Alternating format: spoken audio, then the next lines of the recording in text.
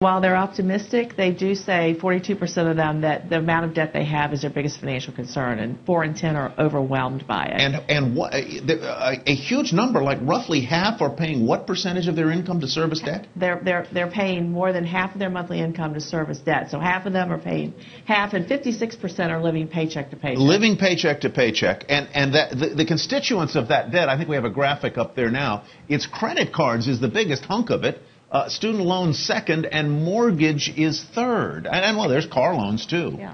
Actually, it's credit cards, mortgage, student loan, auto, Medicare, or medical expenses. It's all an overwhelming amount when you think about it. They say they kind of got religion about saving as a result of the recession. Right. Did they? Well, 80% of them said that was my biggest learning out of the recession, that I need to save now in order to take care of financial emergencies in the future. Only about 55% are saving. Only about 55% are saving. Let me turn to you, Dan.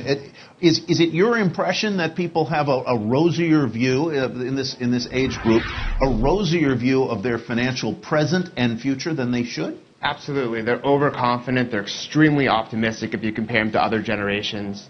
And honestly, it's not bad for them. You know, a third don't think they're going to have the same standard of living as their parents did, and that's a huge problem. One of the standout findings, Karen, that I found, but I'll get Dan to react to this, is that women are both more uneasy than men as a general group about their financial present and futures, and the wage gap really persists. Maybe even more pronounced in this age group than others. You know, it was very surprising when I saw in the study. It's over $20,000 gap between men and women.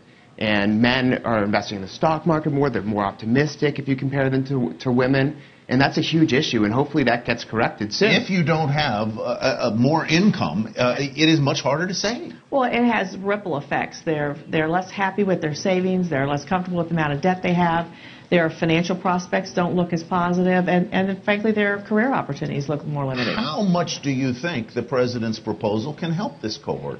Well, it's not going to take an effect until next December, so we still have even more time. And tuition rates are increasing by 2 to 6% each year, so it's still a huge problem for them long term. Mm-hmm.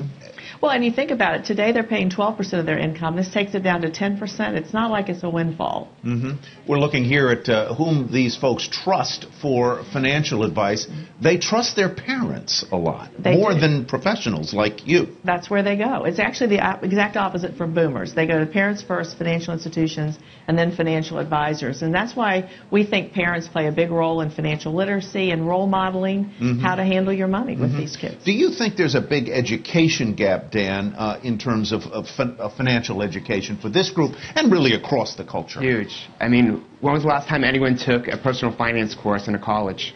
So even if you get a job, you don't even know what to do with the money when you get it. And you don't learn. And if your parents aren't good with their finances, that's going to come to you. And I have a lot of friends who suffer. And here's another very, Karen, interesting thing. 69% of men say the stock market is the best place to invest for retirement. Only 49% of women do. Why do you think that gap persists? You know, it is a question that comes up all the time. Most of the surveys we've done, we've seen that women are less confident, less engaged, less comfortable with the market. And it's hard to say exactly what drives that. Some of it is... Earning less has something to do with that. I have less to invest, and when I have less, I'm less confident putting into a risky place that I perceive the stock market to be.